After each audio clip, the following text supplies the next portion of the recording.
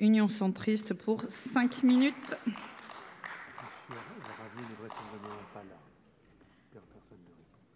Salut Sylvie.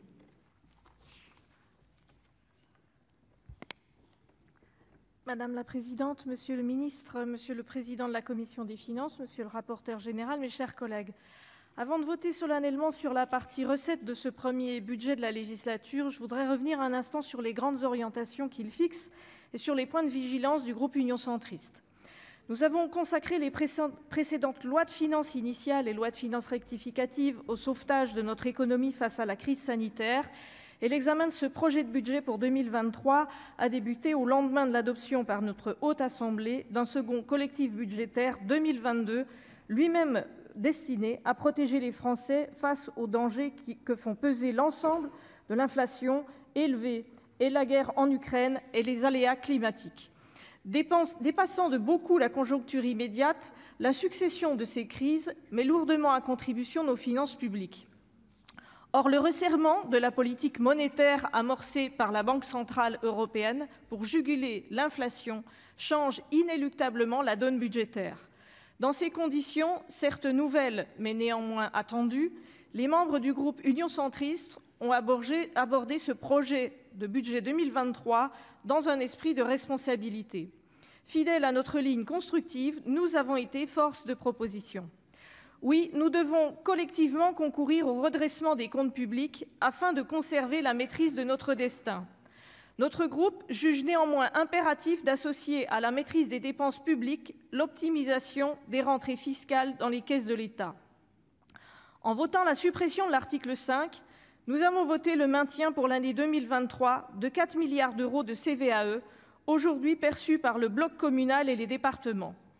L'objectif affiché n'est pas seulement de préserver l'autonomie financière des collectivités locales, il est aussi de sauvegarder les substantielles ressources publiques dont on ne peut se priver pour financer les soutiens exceptionnels aux entreprises. Nous avons également concrétisé dans ce projet de budget plusieurs propositions volontaristes visant à rationaliser notre système fiscal dans un double souci d'efficacité économique et d'équité sociale. Le remplacement de l'impôt sur la fortune immobilière par un impôt sur la fortune improductive.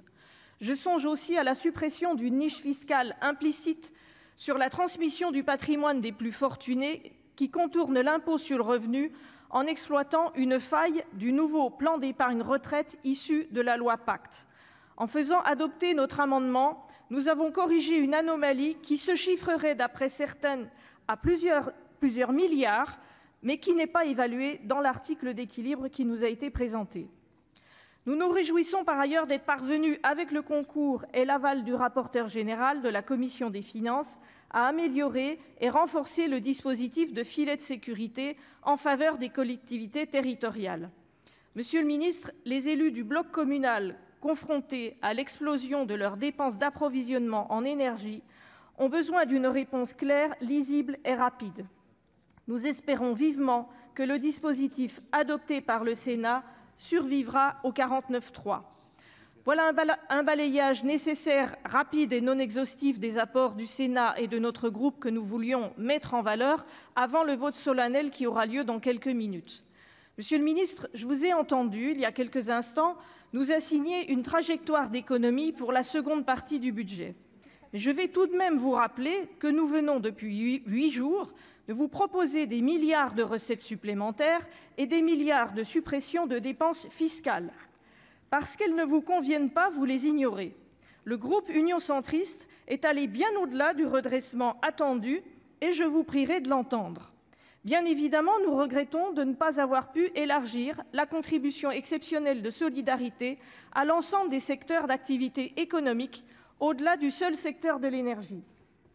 Il demeure inacceptable de taxer certains sans limite, particulièrement ceux qui ont besoin de ressources pour réussir leur transition écologique, quand d'autres, non concernés, continuent d'accumuler des profits records. Cette obstination à instaurer des privilèges dans un contexte de déficit public bien trop excessif engage la responsabilité du gouvernement. Mais 2023 ne nous a encore pas tout dit et peut-être que nous n'aurons plus le choix dans quelques mois. Quoi qu'il en soit, mes chers collègues, le groupe Union Centriste salue la qualité des échanges que nous avons eus dans cet hémicycle et continuera à être force de proposition pour la suite de l'examen du PLF. Nous voterons en faveur de la première partie du projet de loi de finances pour 2023. Je vous remercie. Merci, chers collègues. J'appelle à présent Monsieur Christian Billac pour le groupe RDSE. Vous avez 5 minutes.